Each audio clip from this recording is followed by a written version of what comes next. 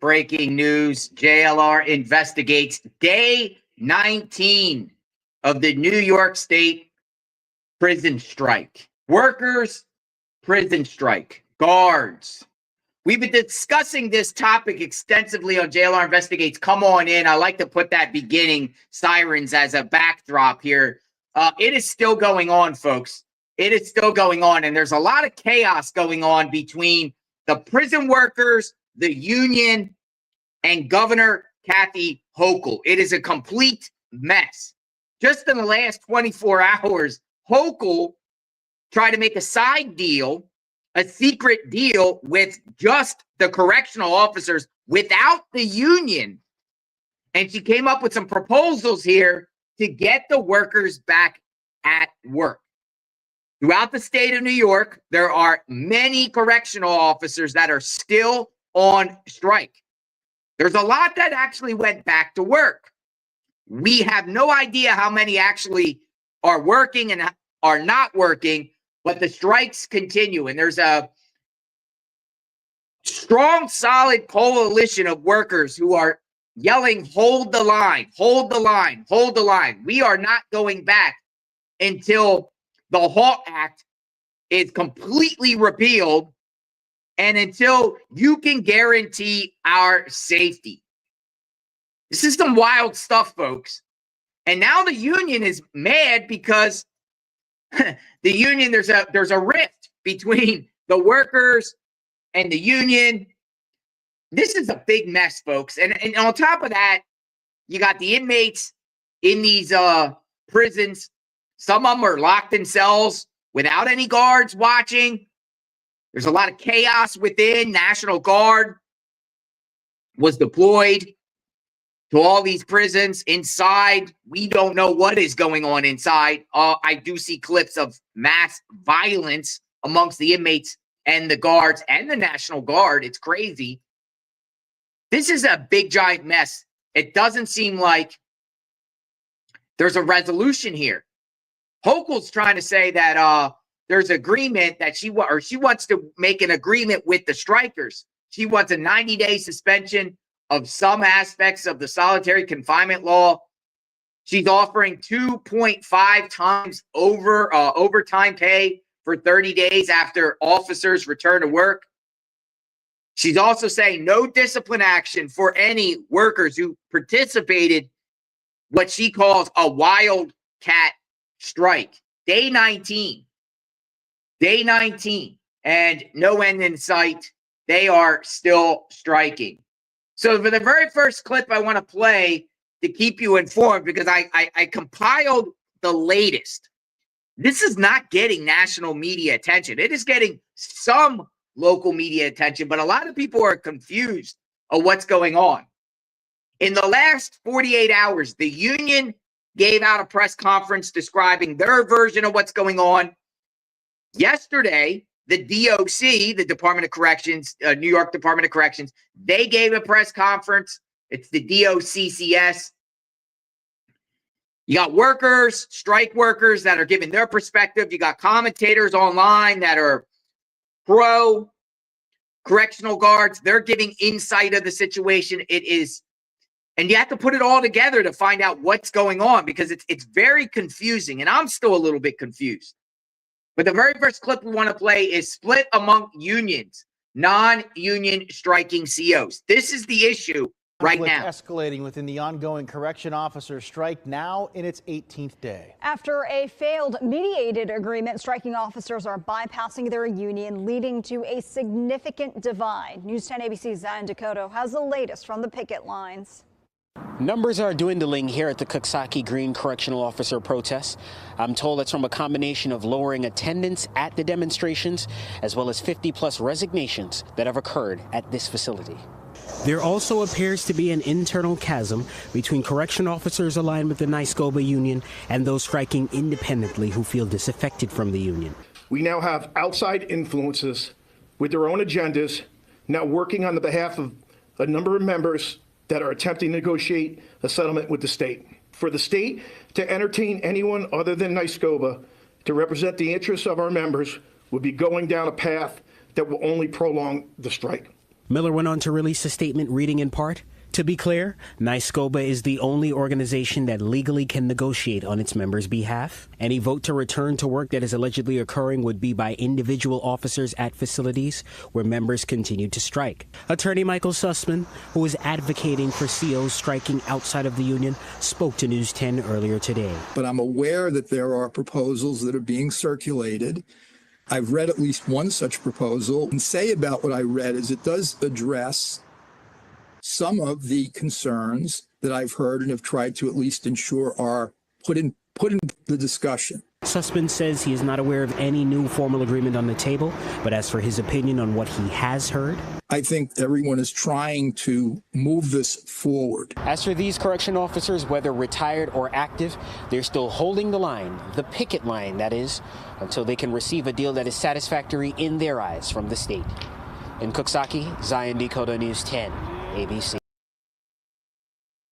Interesting. So the union is blaming outside influencers from coming in, trying to negotiate a deal without the union.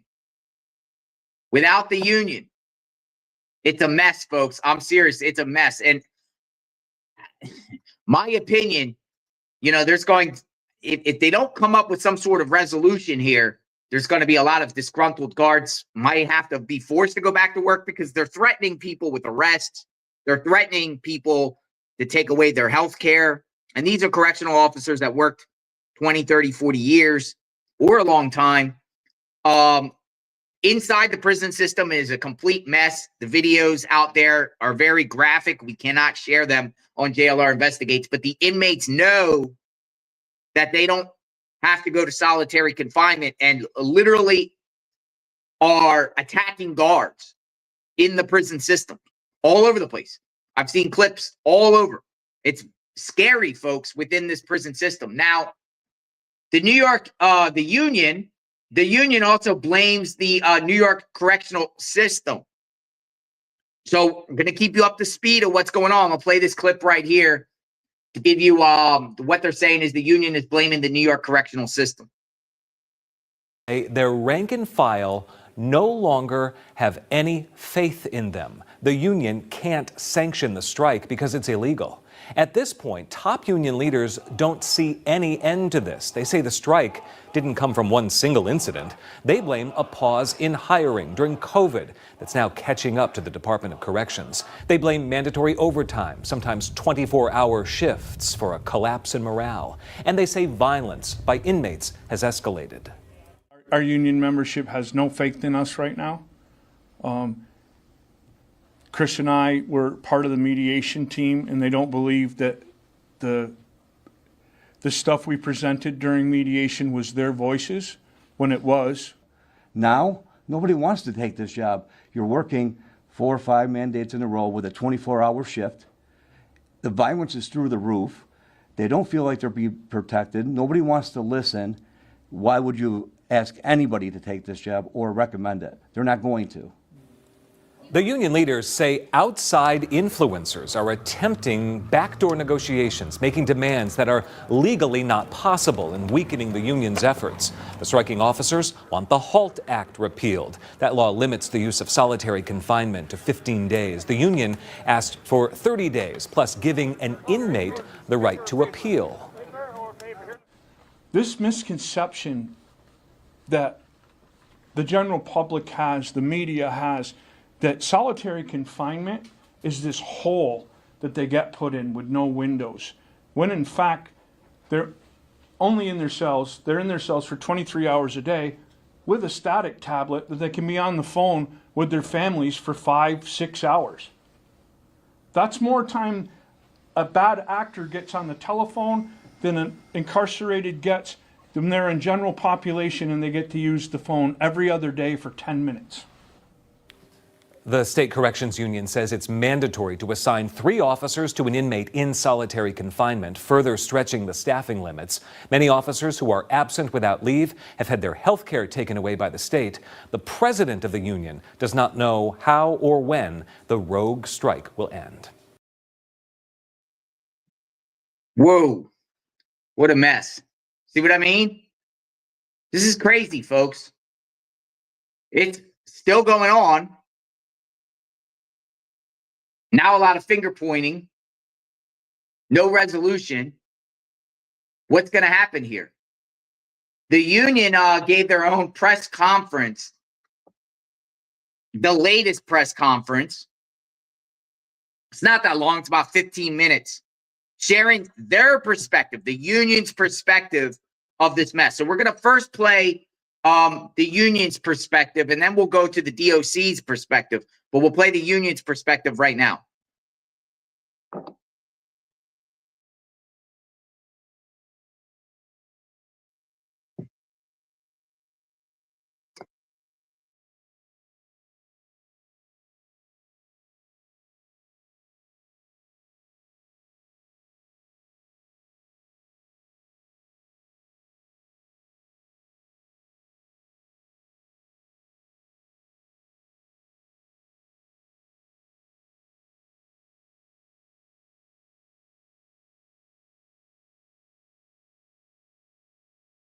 So it's the union. We're going to play the union blames New York. We're going to play the presser, the press conference here, the press conference. The press conference between the union on this issue. Sean, are we all set? Okay. Good afternoon, everybody. I'd like to introduce myself. I'm Jim Miller, the Communications Director for NYSCOPBA. To my right is President Chris Summers, and to my left is Executive Vice President Matt Keogh. I'm going to read an opening statement, and then we'll open it up for questions for both Matt and Chris. Today, we would like to establish how we arrived to the ongoing labor dispute that is still occurring for many of our members in different regions of the state. The non-sanctioned strike that occurred didn't begin on February 17th as a result of one single incident. It is a culmination of frustration that has built among members since the HALT Act began in April of 2022. Despite voicing our opposition to the legislation since its inception, the climate and working conditions began to seriously erode over 2 years ago. As a result of HALT, violence steadily climbed to reach epidemic levels that exist today. As frustration grew among our members, we have communicated to the governor's office on a number of occasions and relayed to them that officers were at a breaking point and crying out for help. We brought forth a number of issues that needed to be addressed by docs and the state, as well as changes that needed to occur to create a safer environment for everyone in the prisons. Staffing issues, mandatory overtime, facility closures, prison violence, continue to be brushed aside with no real solutions. We advocated for a number of benefits that were important to members like GeoPay and the death gamble legislation that were met with empty promises. That only added to the frustration that reached a boiling point in the Executive Assembly meeting on February 5th in Syracuse. Make no mistake, we have worked in good faith on behalf of our members to provide solutions to their concerns and entered into mediation with the state to bring an end to the current strike. It is quite apparent that the results of the consent award did not meet the expectations of the thousands of officers that continue to strike. We have members who did not participate in the strike and who are out on family medical leave and job-related injuries who are having their benefits canceled by the state. And to make matters worse, we now have outside influences with their own agendas now working on the behalf of a number of members that are attempting to negotiate a settlement with the state. For the state To entertain anyone other than NYSCOPBA to represent the interests of our members would be going down a path that will only prolong the strike. NYSCOPBA will continue to advocate for its members and push the state for real reforms that address the difficult working conditions that exist in our prisons. Now we'll open it up for questions, please. Officers, you know that a number of officers out on medical leave have been forced to return to work. I mean, do you find that a violation of state and federal labor laws? And why haven't you pushed for them to push for their health? We have been pushing to stop that. We don't believe they should be going in. If they're out on workman's comp or on medical leave, they don't have the documentation to go back, so we have our law firm looking into it and pushing for our members. What do you have to say to your members about this push for a full HALT repeal? The governor and the legislature have made it clear that it's not happening, so where do we go from here if, you know, your initial offer wasn't good enough? Well, now we just have to sit down and try to we can't repeal HALT, so we need to make revisions to HALT, make it safer for both sides, for the officers and the incarcerated individuals. Mr. President, what's the end game here? If your officers don't get off the picket line, what's going to happen? Like, where is this going? Like, what if the National Guard gets pulled away? Like, how long is this going to go on right now? Like, where is this going? It just keeps going the way it's going. What's going to happen? Honestly, I don't know. I can't answer that question. Obviously, we are trying to get them to go back inside, and we're working with the governor's office and the department. But if they don't want to listen, like they have not been listening to us for the last year, then I couldn't tell you what's going to happen. Do you believe the governor has the authority to end HALT through executive action? Are you encouraging her to do that? Yes, she should be suspending under her action. So you're saying she can bypass the legislature and do that? I believe that if she would act and call for a state of emergency, she could do that. I attended the rally yesterday at the Capitol. Several speakers were saying our union has let us down. Is that fair criticism? I don't believe, have we acted in their behalf on a legal aspect? Yes, we have. Have we acted in a standard that they believe that we should be upholding? No, we don't. Our union membership has no faith in us right now. Chris and I were part of the mediation team, and they don't believe that the stuff we presented during mediation was their voices, when it was. We fielded all stuff from every regions, and we compiled a list, and that's what we went in and sat down with the mediator with. And as Jimmy mentioned to in his statement, that there's outside influences. There's proposals out there from outside influences that mirror the mediation agreement with some different wording. The difference between that was it came directly from the strike lines.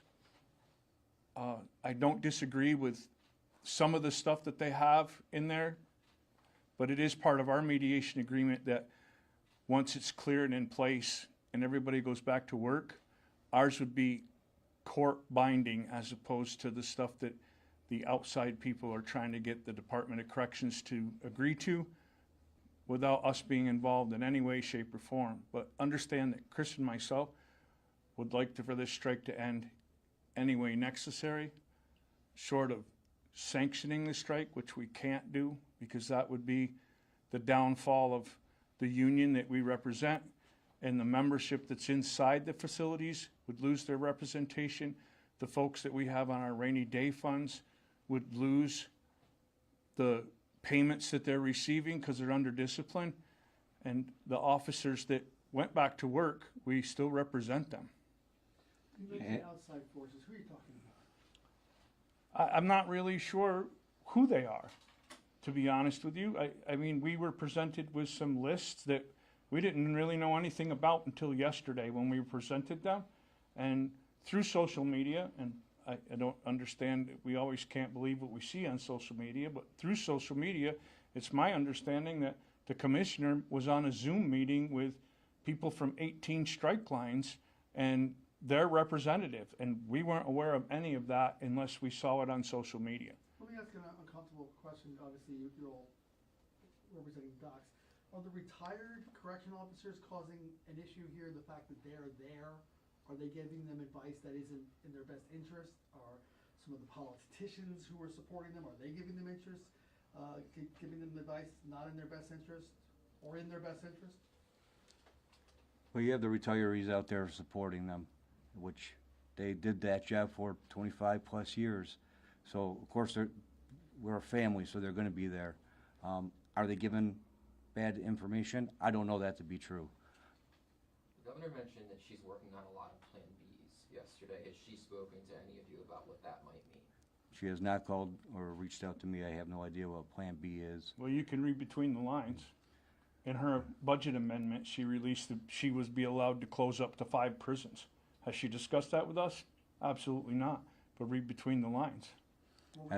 I've only got to talk to the governor once when this all started on the phone. Then I've been dealing with her staff ever since. Do you have a good grasp of the numbers, how many striking workers have now returned to work and how many remain on picket lines? We do not have those numbers. Many correction officers feel you guys are more focused in maintaining a relationship with state leaders than advocating for them. What's your response to that? We have to maintain a relationship with state leaders to advocate for them. They seem like the deal rarely addresses any of their concerns, you know, the so-called mandatory voluntary overtime. So maybe that's a step back. I will answer that question. That overtime it's only voluntary. You do not have to sign up for it. It was to work 2 days doubles, and then you wouldn't get mandated at all for the rest of the week. And if you did, it would come off for the next week, and you would get paid $750. The state would be fined for making you work that. But you are required to work 2 overtime shifts a week? If you signed up to do the volunteer, it was only volunteer. You did not have to do it. So there are officers that could just work 8-hour shifts 5 days a week? Let's be clear, there are no more 8-hour shifts anymore. The mandatory overtime is through the roof. It's mainly now 16 hours. Do you have a number of how many officers? I'd like to clarify. There are certain facilities that our members were being mandated sometimes 5, 6 times to work a shift in a week. We have other facilities that were better staffed that were only having to be mandated 1 day a week. The correction officers instituted their own policies across the state. We called them pick-a-stick. And the pick-a-sticks started working at the facilities to help with the staffing. Some facilities where you picked 1 day a week that you can work because your child's baseball game is on Tuesday, so you sign up to work Wednesday. So you wouldn't get stuck to miss your, and then the state, as the staffing got worse, the state started mandating those folks past what we agreed upon in local agreements across the state. Each facility had a local agreement in place on how they were working mandatory overtime. And then as the staffing grew worse, the state started mandating those folks more and more and more. In our past contract, we have a side letter that said, if you are mandated to a 24-hour shift, you would receive double time payments. The state took that as permission to start sticking our people on a 24-hour shift. That was always the case because we're civil servants, but it wasn't prevalent until they took that upon themselves and started sticking our folks. And all we wanted our folks to do was be compensated for when that happened.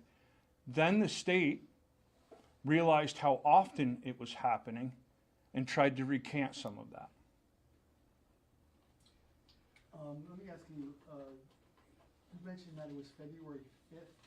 There was a statewide meeting, and what happened at that meeting that made that a relevant date? Like what's the significance of that as far as the strike goes? That's our executive assembly, where all our members are allowed to come. Our chiefs, our union committee members. We had the meeting. There was probably 150, 200 members that showed up, and they voiced their opinions very loud and clear of everything that's happening throughout the state with the body-worn cameras. Just picture this, that you had to wear those while you're going to the bathroom. You couldn't even turn them off. I mean, that's unfair. You have to walk through a locker room that's on recording. So that was part of the issue there to where we are now. So let me ask you, and again, this is something I'm hearing from people, not necessarily saying this is a fact or it's a truth to it. People have said these things have been building for 2-3 years. Yet it's really happened after officers were indicted in the death of Robert Brooks. What do you say to people that say I disagree? This is reaction. It's not me saying it, but I'm saying, what do you say to people who are saying the correction officers, the publicity and attention given to that case put this over the edge? I disagree. One doesn't have to do with anything to do with the other. The staffing crisis started through COVID, when the Department of Corrections didn't try to employ or pass a single person through our training academy for 2 solid years. There was no new hires for 2 years, and it's catching up with the department because people are still allowed to retire after their 25th year of completion. And there was no staff put in place, and we haven't caught up from that.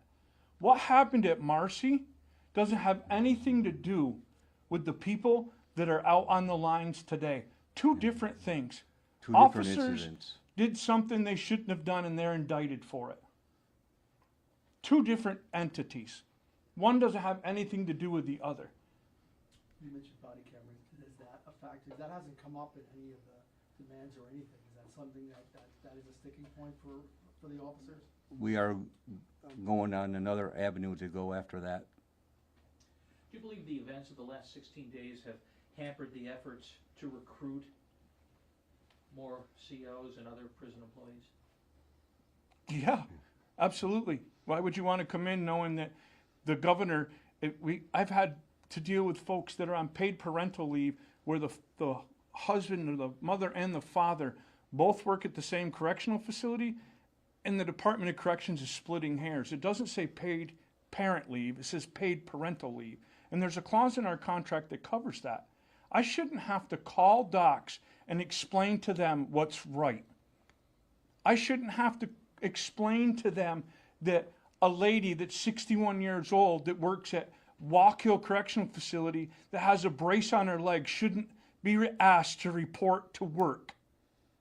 They are blanketing everybody. Sure, they gave us a number the other day of 8,000 people on strike. That includes people out on workman's compensation, people out on FMLA, and people that are out on paid parental leave that they've ordered back to work, and if they haven't came, they rolled them into the strike number. And they now are giving them AWOLs. So there you have officers reporting on crutches, had surgery on their knees, and they're telling them they can do light duty or go serve sandwiches. That's not right. Why would you want to work for a state like that? Is that a violation of the union contract? Being ordered back, that's a workman's comp issue. I don't know the answer to that, but if you're on workman's compensation and no superintendent has the authority, in my opinion, to order somebody back to work because they're not a doctor.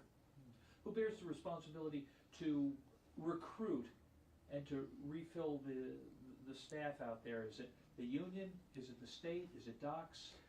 Well, it's a doc's problem. This doc's problem, but we used to always be the frontline staff, always were the recruiters.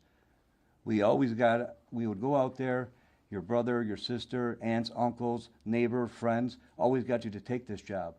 Now, nobody.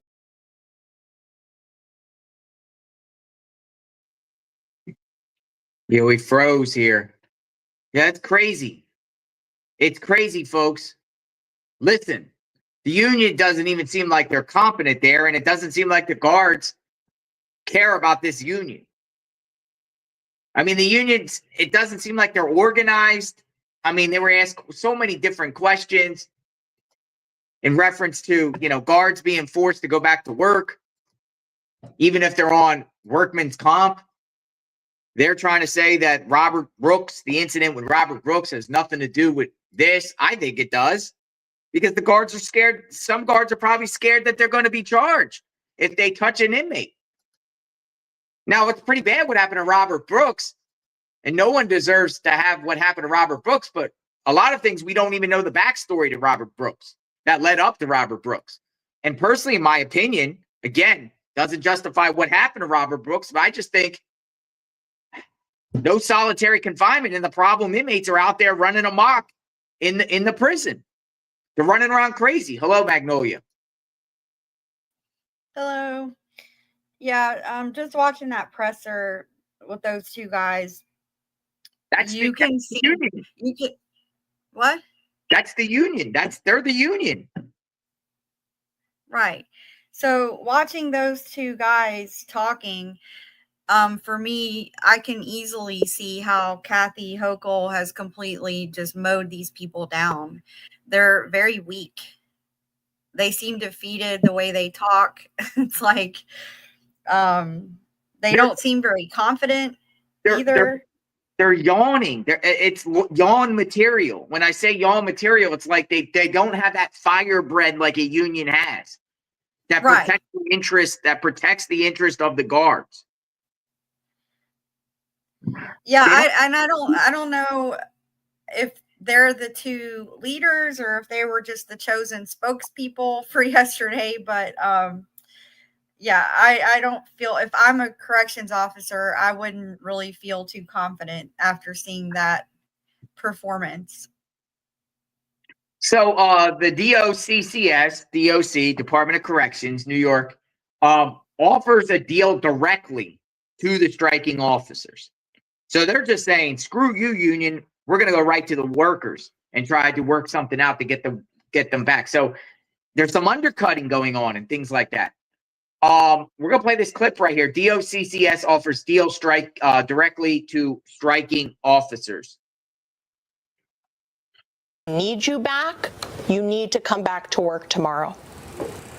A new deal on the table for corrections officers that remain on the strike line. This time, the terms coming straight from the commissioners themselves. Included in that agreement, the Department of Corrections will establish a committee focused on safety, dealing directly with the effects of the HALT Act, continue 2.5 times hour overtime, starting 30 days from the day employees return to work, and will not issue any issues of discipline to any employee who returns to work Friday, and reinstate the health insurance effective immediately of those employees who had it terminated on the day of their return. Now, this comes 1 week after the State Department of Corrections reached an agreement with the Corrections Officer Union, an agreement many corrections officers did not agree with. With the new deal, the tension sparking between the state and the union and the officers that remain on strike. I received your demands. I received the terms. At the close of the 18th day of the illegal strikes, commissioners of the Department of Corrections and Community Supervision and Division of Homeland Security and Emergency Services made it crystal clear that they were offering a deal with correctional officers and bypassing the union after Thursday's meeting with the New York State Correctional Officers and Police Benevolent Association. President Summers and his executive board have refused to sign the memorandum of understanding, once again failing his members. DOC's Commissioner Daniel Martuscello added that he will continue to exercise discretion to pause the programming aspects of the HALT Act for the next 90 days. Establishing a committee focused on safety and including other unions being offered to participate, dealing directly with the effects of HALT on both the safety of staff and the incarcerated. Other contents of the agreement include allowing staff to transition back to 8-hour shifts as requested by the COs on strike. We agreed to allow staff as they transition back to continue working 12-hour shifts until it is determined that each facility has returned to normal operations. At that time, we will then return employees to their 8-hour shifts. There will also be thorough investigations to deal with screening mail in order to keep contraband out of facilities, which was impacting employees and inmates. Docs also agreed not to form notices of discipline as covered under the collective bargaining agreement to any employee who returns to work Friday. Division of Homeland Security and Emergency Services Commissioner Jackie Bray emphasized that this deal will not be offered again. This deal is for those who return tomorrow and only for those who have previously returned, who remained on the job, or for those who have returned tomorrow. We need you. We want you. We recognize the important work that you do in the continuum of public safety and keeping our community safe. Thursday afternoon, my colleague Derek Hyde was in Attica providing an update from COs on strike. The number of members had dwindled at the strike line there. Roughly 100 officers at Attica have already returned to work. Throughout the week, New York State representatives have met with the officers still out on the strike line without the NYSCOPBA union present. Now, in order to receive all that the state has promised in this new deal, officers must show up for work tomorrow. The commissioner of the Department of Corrections warns that there will be no other offer should officers remain on strike. Seems like that's the last deal presented, or else. The reports right now that thousands are still not aware. This is day 19. They were supposed to go today, and you see the deal. Yeah, so just to go over this, we've heard snippets and things like that, but here is what they were offering. So this is the deal that Kathy Hochul's administration basically took to the corrections officers directly, bypassing the union itself. So a 90-day suspension of some aspects of the HALT Act, 2.5 times overtime pay for 30 days after they return to work, adjourning legal proceedings against participants, reimplementation of health insurance, and no discipline.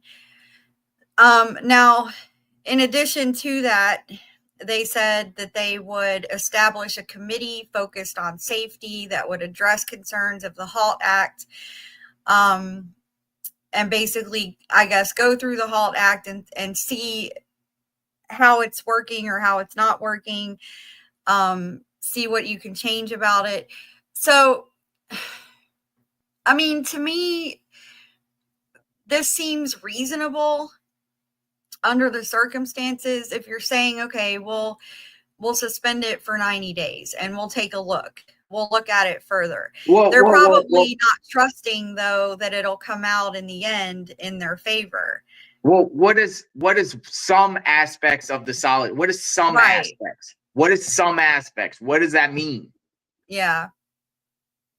I mean, so because that's what's been offered, and as we've just heard, they're not interested in this deal, and the state is basically saying this is the last deal that we're going to offer at all. So, and today's the day, but then we've heard multiple deadlines since this started. I mean, this is not the first time that they've given these deadlines. Just last week, they were saying, oh, your health insurance will be canceled Monday. We're going to start firing people on Sunday. And they actually did fire some people. People got notices that their insurance has been canceled.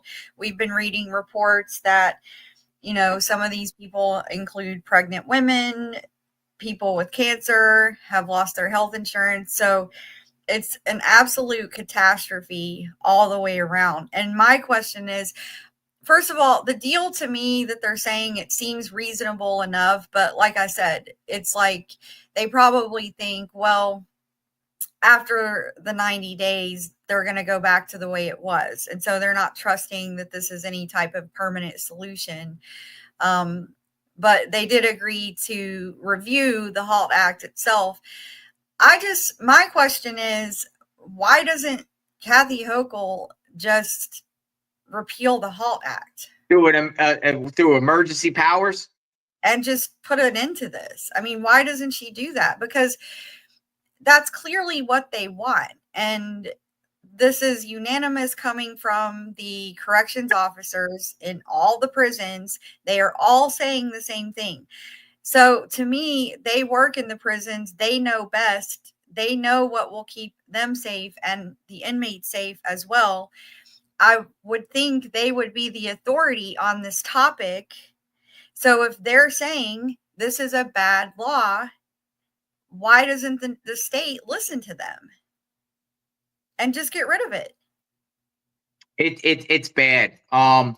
Go back You- to work. I mean, this is a law propped up by lobbyists. We already know that. We've talked about it before. There's way more to it that's not being mentioned. There's way too more. Listen, the New York legislature over the years have made it more favorable towards inmates, it more favorable towards inmates, and it seems like they make the guards the lesser of humans. Yes. And the guards are sick of it. The guards are sick of it. Plus, as you heard the union, they did share some insight there.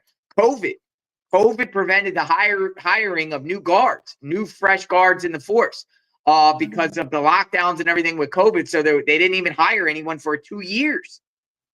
New employees to work in the prison system. That's the way I heard the union say it. Right. It's a mess. A lot of these guards are getting hurt on the job. The inmates are wilding out. It's bad. My personal thing is here, what's going to happen here? Who's going to make the deal? Is it going to be the union on behalf of the guards, or is it going to be the guards that make a deal with Hochul, or is it just going to be a civil war amongst everyone? And right now, it just seems like it's a civil war. There's different sides taking different positions, but in the meantime, the whole system is just all in chaos. Yeah. When I say chaos, it is literally in chaos. We're hearing stories of chaotic things that are happening inside those prison cells. Some prisons are worse than others in reference to, guards going back, National Guard running around there, fighting. It's crazy. Now, the Department of Corrections, DOCCS, gave that press conference last night saying, today's the day. But apparently they're still striking. But let's play that press conference, Magnolia, what they said last night. It's pretty short. It's not that long.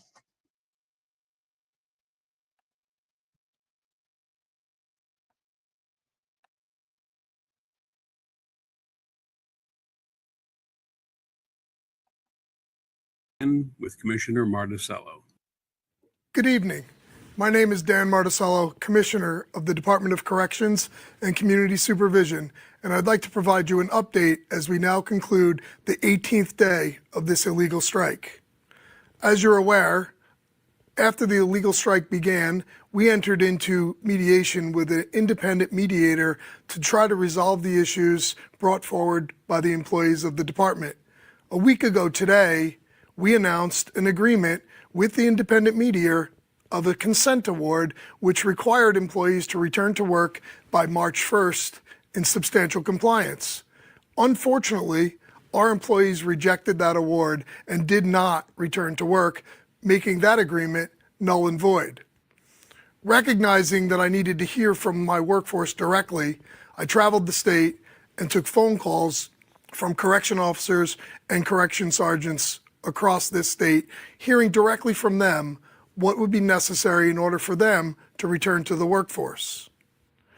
Earlier today, I was provided with the tenets of an agreement that would be necessary for them to return to work. I had a meeting with President Chris Summers and his executive vice president in my office where we reviewed the terms of the agreement that the workforce had provided to me directly. We had a verbal agreement that the union would enter into a memorandum of understanding between myself, the director of the Office of Employee Relations, and NYSCOPBA President Chris Summers. Unfortunately, this evening, President Summers and his executive board have refused to sign the memorandum of understanding, once again failing his members on what I promised. So tonight, I will deliver the tenets and the content of that agreement to my workforce. It is predicated on them returning to duty tomorrow. And some of the contents include establishing a committee focused on safety and including other unions being offered to participate, dealing directly with the effects of HALT on both the safety of staff and the incarcerated. I will continue to exercise my discretion under the law to halt the programming aspects of the HALT law for the next 90 days. We agreed to allow staff as they transition back to continue working 12-hour shifts until it is determined that each facility has returned to normal operations. At that time, we will then return employees to their 8-hour shifts, including the shift and squad they were originally assigned to, and the superintendents will take measures to the best of their ability to ensure that they honor an employee's regular day off. We've agreed to continue the 2.5 times overtime 30 days from the day they return to work. We've also agreed to expedite the reallocation requests for both correction officer and correction sergeant for the Department of Civil Service to complete the review and analysis within 2 months, a process that normally takes almost 18. We've agreed not to issue any form of notices of discipline as covered under the collective bargaining agreement to any employee who returns to work tomorrow.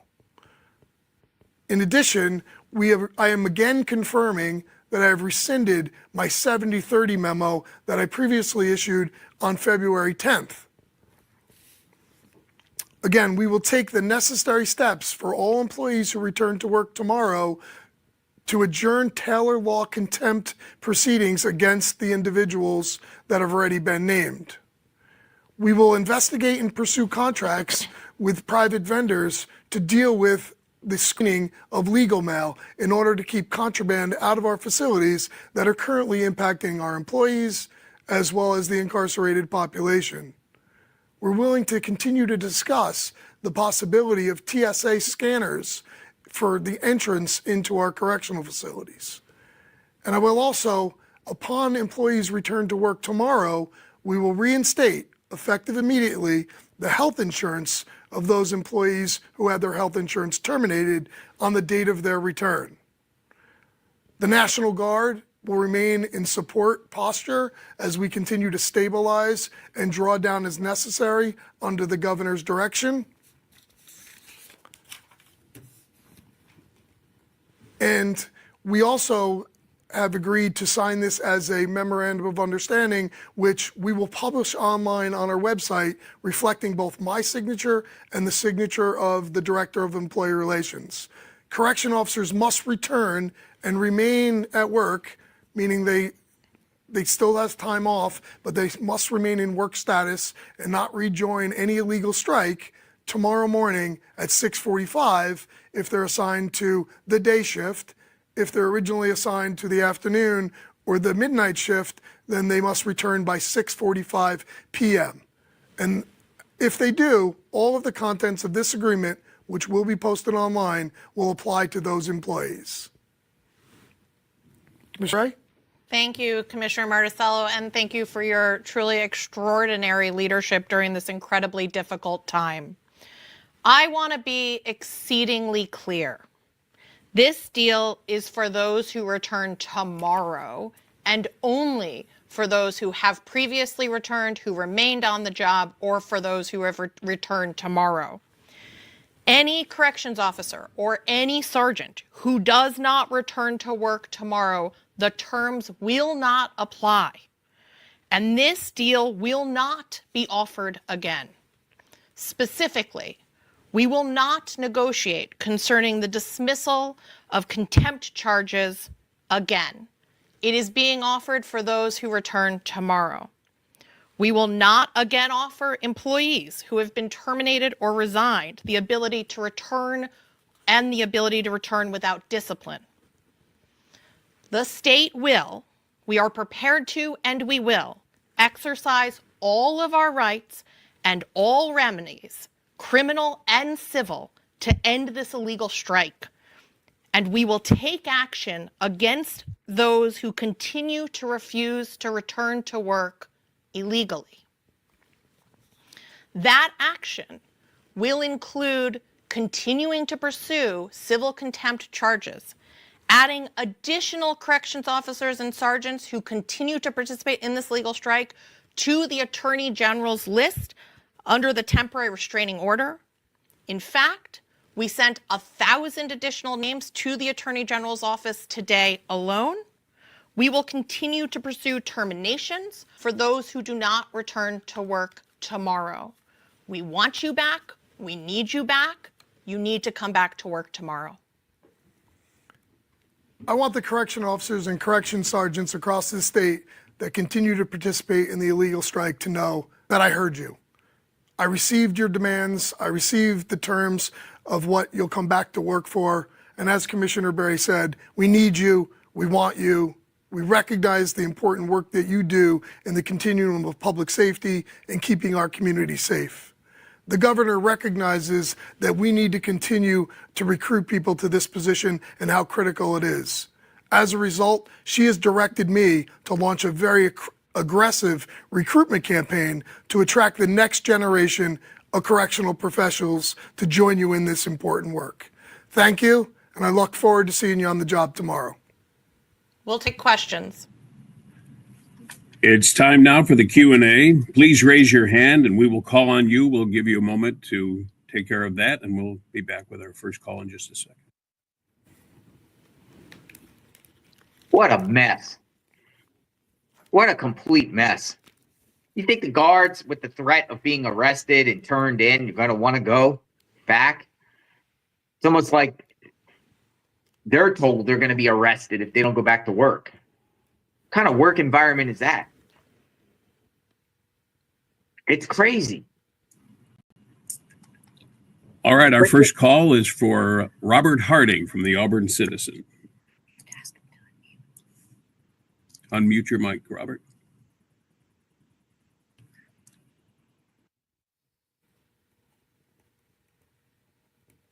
Speak.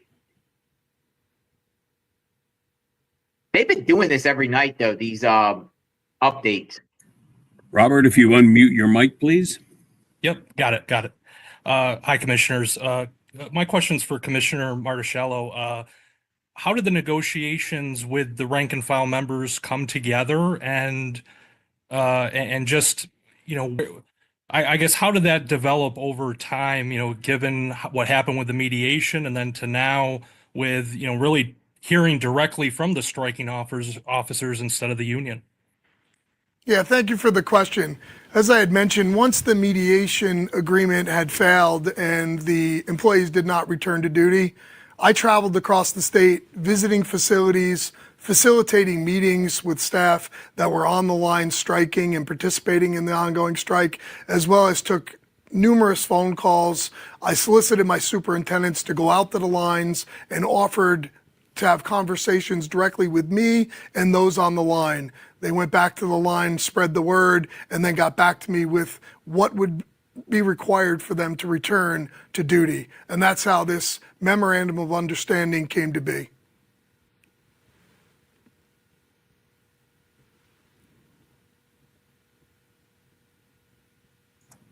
All right, our next call will be in from Jong-Un Han from WXXI. Please unmute your mic. Hi there, thanks for taking this. I am wondering what exactly is different about this agreement MOU compared to the failed mediation agreement. And for the less than 10 officers that the state has terminated, if they return to work tomorrow, what happens to them? Will they be given their jobs back? Both are posted online. Yeah, both are posted online. But I think the important thing is that this reflects the will of the people that are on the line. We heard directly from them. Clearly, they did not like the contents of that consent award, and this is directly what they want to see in an agreement, and that's what we're delivering to them here today. Of those that were terminated, if they report to work tomorrow, even those that have resigned from duty, if they report to work tomorrow, we will accept them, we will rescind their terminations, and they can continue to work for the department. And just to be clear, I think your less than 10 number comes from our Monday briefing. We have continued to terminate additional corrections officers and sergeants who are participating in this illegal action since Monday, and we've terminated or sent termination notices to dozens more. And a follow-up, does this current mediation agreement or MOU, does it outright ban 24-hour shifts? I understand that's been a big concern for striking officers. I've directed my superintendents to avoid 24-hour shifts at all costs. With the return of staff working 12-hour shifts, that is clear. We will not need any 24-hour shifts. And that transition, we will ensure that we will not be working 24-hour shifts moving forward. We heard the membership loud and clear. That is something that we want to clearly move away from as we continue this path to restoring the safety of our institutions, as well as giving our staff a work-life balance. Our next question comes from Robert Gavin, the Buffalo News. Hi, Commissioners. My question is, this memorandum of agreement is, would it be accurate to say that this has happened? This is an agreement that was ultimately has not been agreed to by NYSCOPBA. So without NYSCOPBA's involvement, is there any legal issue with it?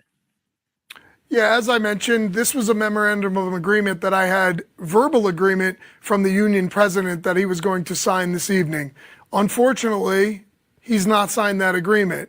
And I want to keep my word to my staff to uphold the things that they've asked me for. So I will be publicizing this online. And you've heard directly from me here tonight that these terms outline that my employees asked for will be upheld, and we will follow this to the letter for those individuals that return to duty tomorrow. All right, our last question comes from Alex Galt, the Watertown Daily Times. Hi, Commissioners. Thank you very much for doing this evening. I wanted to ask, my reporting, I have spoken with some sources who say that the union is actively trying to quash this deal, trying to tell its members not to agree to it. So my question is two-part. First, what do you say to those efforts? And secondly, do you consider the union to still represent the interests of its officers, of the officers in docks? Or are you considering, or do you see them as perhaps out of touch with the members on the line? Well, what was clear to me that after we went through a mediation process with an independent mediator where the union advanced what was supposed to be reflective of the membership across the state, that the membership, my employees, rejected those ideas out of hand and did not return to work on March 1st as the consent award would have required, thus making that consent award null and void.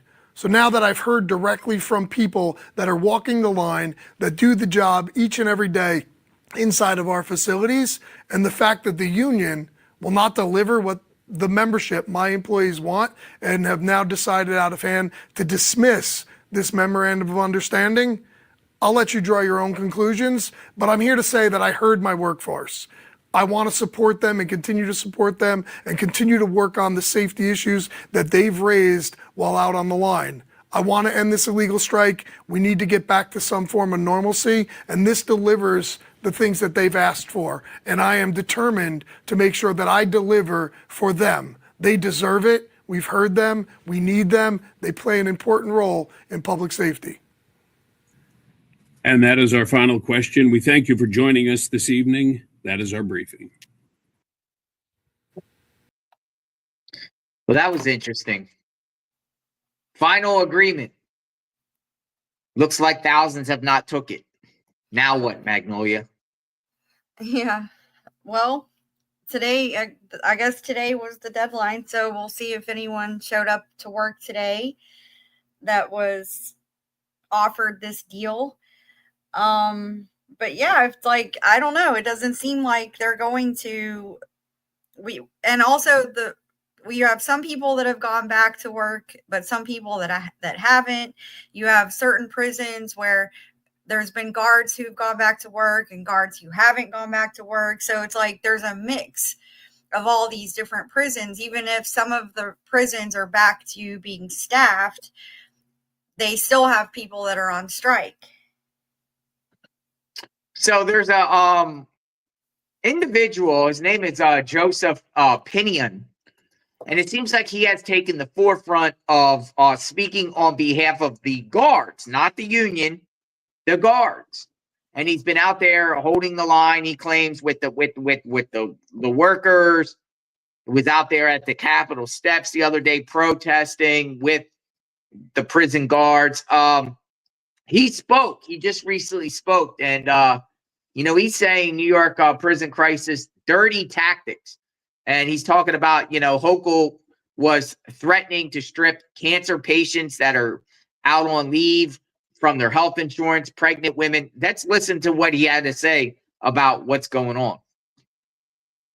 Governor keeps continuing to tell lies, and the media that is covering the story will not fact check her.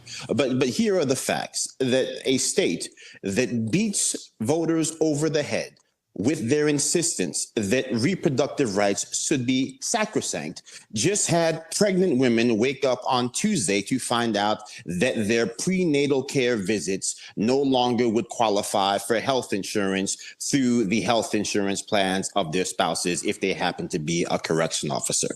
That is what happened. People going through cancer treatment that showed up for said cancer treatment only to find out that the cancer treatment they needed that day and retroactive to the 20th would not be covered by their health insurance. This is the monstrous policies that have been put forth by Kathy Hochul because she refuses to acknowledge that the correction officers did not just wake up and go on strike, that after nearly 5 years of warning about the dangers of HALT, after 150% increase on inmate assaults, over 100% increase in inmate on officer assaults, they finally walked out of the door to say enough. So that's where things stand. The health insurance has been pulled. They've been put on the unemployment line, but they're still holding that line. Those barrels are still lit. They're not going to go back inside until Kathy Hochul gives them the justice they deserve. All right, so the health insurance being pulled, this sounds to me like retribution. She let them all go, and so what's the state of their jobs? Do they have one? Are they gone? Or can a court overturn this? What's the state of that fight? Well, look, the reality is that some of them have been, quote unquote, officially fired. Everybody who knows anything about how strikes like this work knows that they can be rehired, that the back pay can be restored. And so, yes, they're currently losing 2 days of pay for every 1 day out in the job. Those who have been officially terminated now not receiving any pay. But perhaps the overzealousness of the governor and Letitia James may, in fact, backfire because those individuals who were fired in some ways unjustly, who now have no health insurance, they now have standing to walk into courtrooms in a county near them to potentially ask for an injunction, to potentially ask for a judge to intercede on their behalf for a cooling off period, because the state of New York cannot unilaterally decide that they are in violation of the Taylor Act when there has not been a single judge to rule on whether they have violated the Taylor Act. So those are the realities here, and we're just trying to encourage all of these members to hold that line, to communicate with one another, to do the work that the union can't do, and demand they get those safe work conditions to repeal many of the elements in HALT that are doing that. Real quick, I want to play another clip of Kathy Hochul and then a real quick comment on the back end of this, because it shows the hypocrisy of this woman. She doesn't care about these correctional officers, clearly, or their families, but she cares about federal employees being laid off by DOJ that weren't going to work. Let's roll that clip. Some of them were on probation, some literally days away from having permanent status. They found the whole experience degrading, dehumanizing. There's anger, but immediately their thoughts turn to the impact on their families. Children who need their parents to bring home a paycheck. How do the correctional officers feel, Joe? Last word, 30 seconds. Look, for the pregnant women that came to Albany to scream so the governor might hear, I'm pretty sure they feel pretty degraded. And so here's the reality. People can put pressure on Kathy Hochul. President Trump can tie Kathy Hochul's hands. He need only do one thing, federalize the National Guard, and she wouldn't have those guardsmen to work those prisons. So that is what we're trying to do here, to tell the president to knock on Kathy Hochul's door, to tell everyday citizens to ring Kathy Hochul's bell, and hopefully common sense will prevail, safety will be secured in those prisons, and perhaps, just maybe, the state of New York will finally treat law enforcement with a little bit of respect. Yeah, that's pretty crazy. He said something interesting, until a judge says that these workers violated the Taylor's law, they didn't violate the Taylor.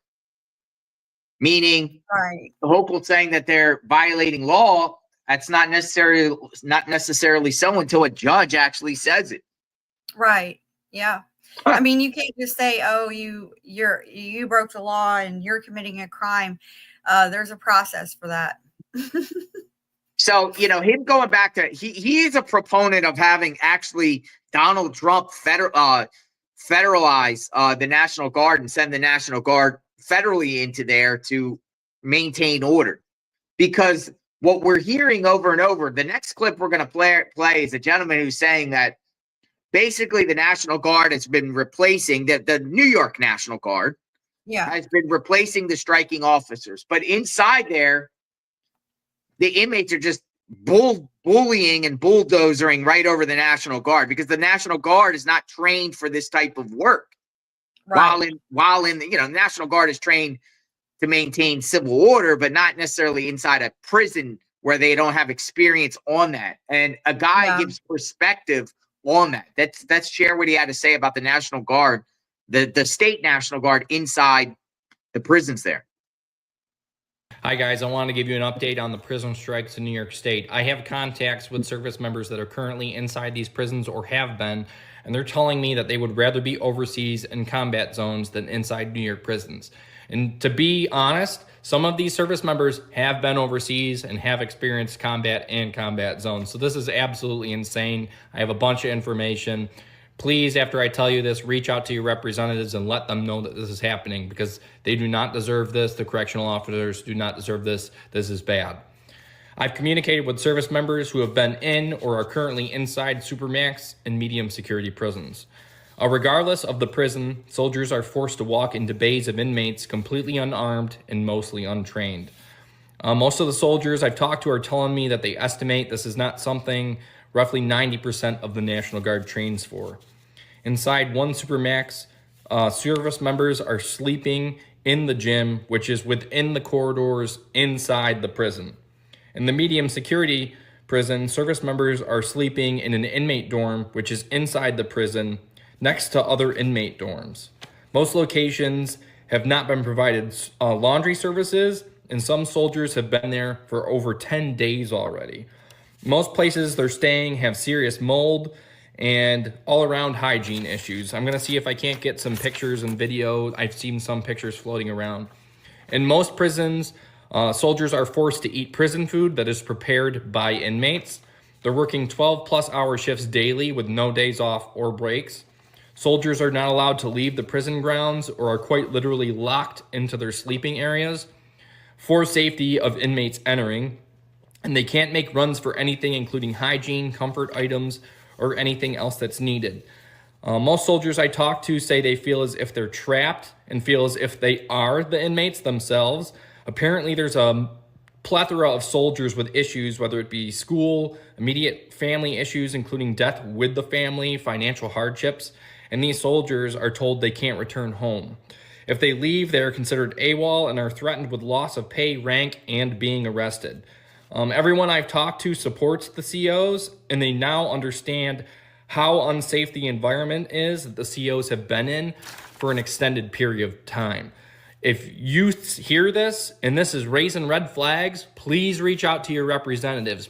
Please share this video, because these soldiers are being put in a situation that even the correction officers that are trained to work in that situation are saying is unsafe. This is going to cause problems. I don't want to see anyone get seriously hurt or injured. Governor Hochul needs to fix this. The Democrats need to work with the Republicans to fix this. This is not political theater. People's lives are on the line. This shouldn't be happening. I'm sick of it. Everyone else is sick of it. Support your COs, spread the awareness, and please do not just talk to your friends about this. Actually go onto your representative's website, fill out the contact forms, and tell them you stand with the corrections officers. We need actual movement, not just people talking about this, people actually doing stuff. Call your representatives, email them, mail them. I don't care. Make your voice heard. Don't just bitch to your friends about this. This is your time to do something, and I appreciate it. Thank you. Let's stand with our COs and our service members. Well, there's a description of what the state National Guard is going through inside their prisons. They're sleeping in the gyms. Yeah. In these prisons. They're not trained for it, it doesn't appear. What a mess. A complete mess with no end in sight. A state assemblyman was talking about this issue a little bit outside the protest in front of the Capitol the other day. We're talking about the Capitol in Albany. Let's listen to what this was about right here. New York State Assemblyman Brian Marr here. We have hundreds of correction officers, retirees, their families up here in Albany talking about what their stories are and the real life impact of what's happening all across the state of New York due to this prison crisis. I want to introduce you to a friend of mine that I just met who has a pretty horrible story of what's been happening to her. Would you mind introducing yourself and telling your story? I'm correctional officer, New York State correctional officer, and I work at Clinton Correctional Facility. And at the start of the strike, I would call it an organization for safety. I wouldn't call it a strike. I know that's what it's been called. I know that's what people might think of it as, but it's an organization. It's a cry for help. In our occupation, we defy the very nature of most human beings. We run towards danger. And to save incarcerated individuals as well as our fellow brothers and sisters. And our hands have been tied and we've been unable to do that because of policies that are in place. We're held over for extended shifts. On the very first day of all of this, I was held for 24 hours. And on my way home, as I was driving home, I was talking to my husband. I was falling asleep driving. And I was so exhausted from the day and the night and the day. And it has happened so many times before. I've been displaced because Gray Meadow was closed. And now I work over 2 hours away from my home. And so we commute and we miss time with our kids. And we do it all because we're passionate about our jobs. We're passionate about safety and security. We don't want to do this. We don't want to be out here, and I don't mean we don't want to support our brothers and sisters, and I don't mean that the cause isn't so extremely important to us. I mean, we don't want to have to do this. We don't want to have to resort to this. We want people to hear us. When a radio call goes out and you're in a correctional facility, you respond, and it's a duty to act. I don't want to be carried by 6 of my nearest and dearest, and that's what I said to a very dear sergeant friend of mine when I left that first day. I said, I love you, and I'm passionate about my job, but I don't want to be carried by 6 of my nearest and dearest because of a drug exposure or because I've been assaulted to the point where I can't recover from that, or because I drove home after a 24-hour shift and crashed and not only killed myself, but somebody else that was innocent. And I think all of us want to go back to work. Yeah, we would agree. And for anyone who's listening, this is a real story of a real human being. It is one of thousands across New York State. We need to act. We need to act now. These are real stories, real people with lives who are being absolutely ruined due to this crisis. We need to get to work. Thank you. So she's a correctional officer at Clinton and Dannemora. Big wall in Dannemora. She actually said it's not a strike, it's a cry for help. Yeah. It's a cry for help. Mm-hmm. Now, I want to share this small clip here of a individual family member of a National Guard, state National Guard. Apparently, she described how the National Guard got involved with going up the states. I guess we'll listen to her and then we'll talk afterward. Let's play what she has to say about this.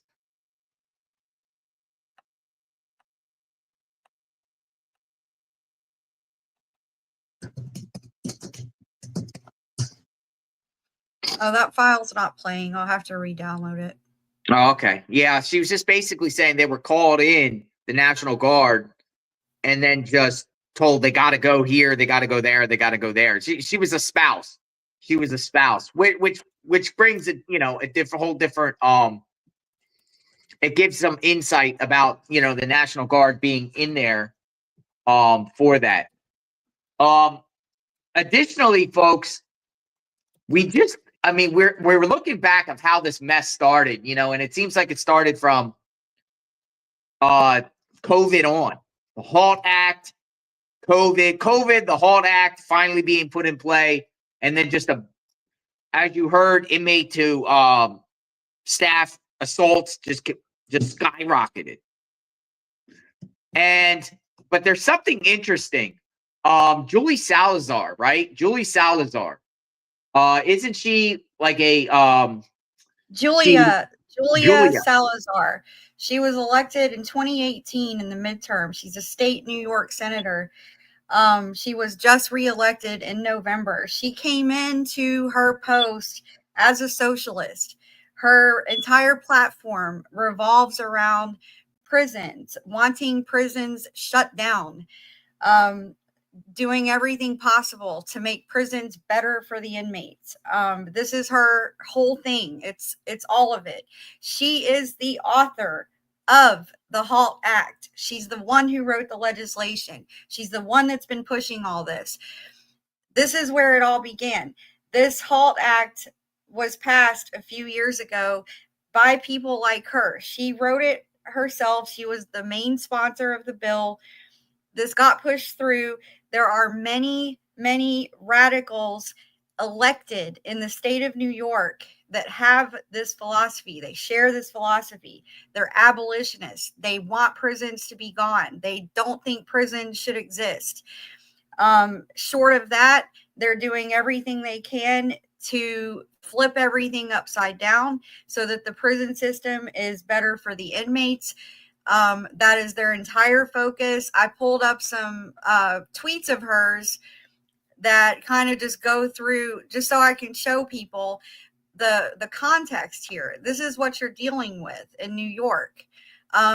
This one is just recently. She's saying that she went to Wynn Correctional Facility, and she's saying that this is a unique prison because they have specialized units for certain inmates. And so she's touting the fact that they created special units just for certain inmates.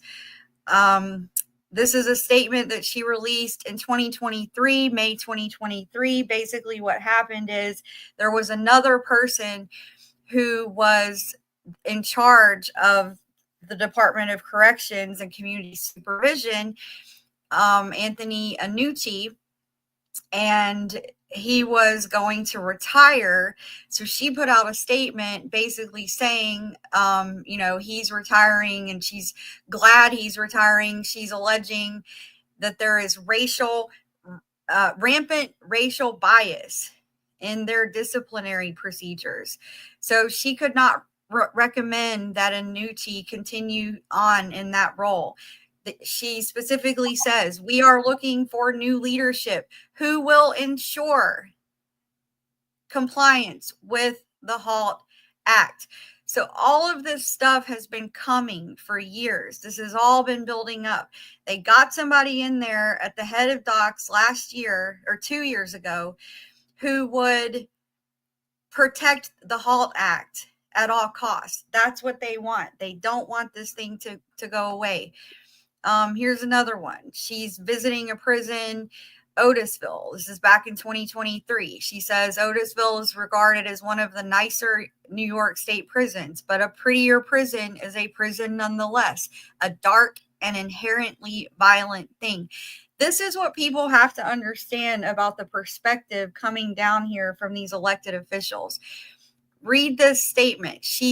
Her perspective is that a prison is inherently dark and violent. That's her perspective. Her perspective is not that a prison is meant to keep society safe from criminals. A prison is meant to house criminals and keep our community safe. That is the purpose of prisons. But in her mind, you just have to think about how these people think, and you'll start to understand. It's a backwards philosophy, man. Yeah, you'll start to understand what's really happening here. So a prison is a dark, inherently violent thing. Okay, so here's another one. She visited Sing Sing. And this one is she's bragging about experiencing a special arts program for the incarcerated participants and how it has changed their lives. So hopefully you're seeing a theme here in these messages. This is a consistent theme throughout. If you go on her Twitter account and you just search her tweets, just put in the word prison, there's endless. She's on a committee for this. She's really behind a lot of the stuff that's happening currently. Now look at this one. This one is insane. This one's from 2023. She says, today marks 52 years since the historic Attica prison uprising began. Interesting, she calls it historic uprising and not a riot. Yep. But okay. She says, I visited Attica in 2021. What I observed was harrowing conditions and cruelty towards incarcerated people. Notice that terminology too. Instead of saying inmates, criminals, prisoners, she calls them incarcerated people. I don't believe it can be redeemed or substantially improved. I believe it should be closed. She's calling for Attica to literally be closed. And this is a year and a half ago. So this is abolitionist speak. This is the way they talk. She's basically saying, the prisons are bad for the, quote, incarcerated people. It cannot be redeemed. What that means is she does not believe in reform at its core. She doesn't believe that prisons can be reformed, and therefore they should be abolished completely. This is the mindset you're dealing with. This is why this keeps going on and on and on forever. And here's another one. Advocating for what they're calling elder parole and fair and timely parole bills. Basically, what she's saying is that if someone reaches an age that is considered elder, they should automatically all be released. No one should be in prison after a certain age. That's what she's talking about. Short of that, they applied this philosophy to the HALT Act, where they said anyone over a certain age cannot be in solitary confinement. So this is the path we're going down. Here's another one. It's urgent for the legislature to pass both of these bills this year, allowing for judges to reconsider long prison sentences for incarcerated New Yorkers to earn time towards their sentence. So here she's advocating that long prison sentences be done away with. Okay, so here's another one. Announcing our new rights behind bars bill. So she's writing bills now about rights behind bars. So she wants to give them more rights, more freedom, more this, more that. So I just put all those together. I mean, that's just a quick selection that I came up with in a couple minutes. But if you go on her Twitter and just search the word prison, it's just her whole timeline is filled with all of these types of comments. So when people are wondering why this is going on, why this isn't ending, what's happening, this is why, because these are the elected officials that are running things. Yeah, it's it's crazy, and it's just been building. It's just the combination of policies. It's just been building, and it's now a powder keg. I don't know what the solution here is.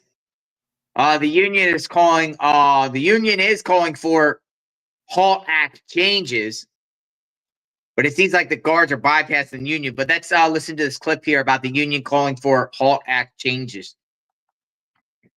Now, for the first time, the union president spoke directly to reporters about the ongoing prison strikes. Meantime, the state told us it's now sent out more than 20 termination letters to correction officers.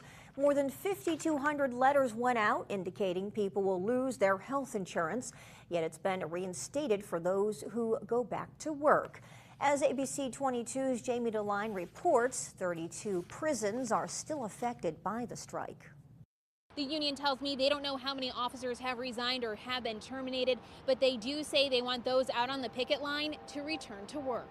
The union says while it negotiated in good faith, the mediation agreement did not meet the strikers' expectations. They want the complete repeal of HALT, and we can't provide that for them. The union originally wanted parts of HALT paused for 6 months, but later agreed on 90 days. The union president says revisions need to be made to the law. They also said officers on medical leave have been told to come back and work. I shouldn't have to call docs and explain to them what's right. I shouldn't have to explain to them that a lady that's 61 years old that works at Walk Hill Correctional Facility that has a brace on her leg shouldn't be asked to report to work. They are blanketing everybody. Sure, they gave us a number the other day of 8,000 people on strike. That includes people out on workman's compensation, people out on FMLA, and people that are out on paid parental leave that they've ordered back to work, and if they haven't came, they rolled them into the strike number. For their members impacted by this, the union's law firm is looking into it. These strikes are illegal. The union says they can't sanction the strike because of the amount of fines it would have to face. Fines would cripple us. We would be gone within 8 days, maybe 9 days at the most. And then I wouldn't be here to protect them. Who would be protecting the members that are inside the facilities, the ones that are trying to make go back in on FMLA right now?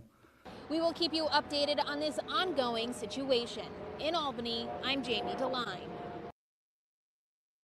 Total repeal of HALT, as you saw the signs. Oh, man. Well, that is pretty much the latest on this whole situation here. Are they going to do mass firings? Do they have the capability? I mean, even if you fire thousands and thousands of, I mean, they set a deadline. Today's the deadline. You're going to be fired. But then if you fire all these guards, then who's going to replace them? They're just going to keep the National Guard there? Yeah, I mean, I don't think that that's sustainable long term. So, It's not. because they may be called to something else. I mean, what if there is another natural disaster in the state that they need to respond to? They're not going to be able to stay there like that forever. I see this as a stalemate here. That's a complete standoff. Neither side seems to be budging. They want the HALT Act completely repealed altogether, but I just went through a presentation to show you why that's very unlikely. A lot of these lawmakers in New York State are sort of on the same type of page where they believe the prisons essentially should coddle the inmates, give every concession possible to the inmates, and the guards are just supposed to deal with it. And the guards are saying, no, we're not going to deal with it. So where do you go from here? I see no hope. No, I mean, even if reluctantly they all go back, there's going to be disgruntled people, and it's still, I feel like it emboldens the inmates inside. Yeah. It emboldens the inmates, and there's going to be clashes. It's going to get messy. It's going to get bad here. So, you know, we're at a stalemate here. We'll continue to monitor. I mean, other than that, we'll just have to wait and see what happens. We'll do subsequent reports. We'll sit back for a couple of days and see if anything else breaks. Yeah. But this is not getting like national media attention. I'm a little shocked by that because I've been scouring around trying to get the info and trying to get insight and understanding. And when I do, it's mostly local media talking about this, a few. But a lot of people are probably confused or not even knowing that this exists. But again, you might have other states with HALT Act type policies, and these guards might see that in other states and they might start striking. We don't know if this will carry on nationwide. You know, the whole criminal justice prison system, criminal justice reform, it is a national topic. But man, this is bad in New York right now. It's bad. And I'll tell you what, seeing those crazy videos of inmates fighting with guards, I would never, ever want to be a correctional guard. And I would never tell anyone in my family or encourage them to be a guard in New York State. It is crazy inside those walls. Yeah. Yeah, I mean, I don't know if we'll see this in other states. I mean, I would say only if other states have similar policies to this. But you know, they go pretty far. In New York, they take everything further than a lot of other states do. So yeah. All right, folks. JLR Investigates. If you are a guard, a family member of an inmate, anyone that wants to share some insight, tips at JLR Investigates, we would love to hear from you for sure. And we will stay on this story. And if anything else breaks, you will hear it here on JLR Investigates. Stay safe out there. We'll talk soon.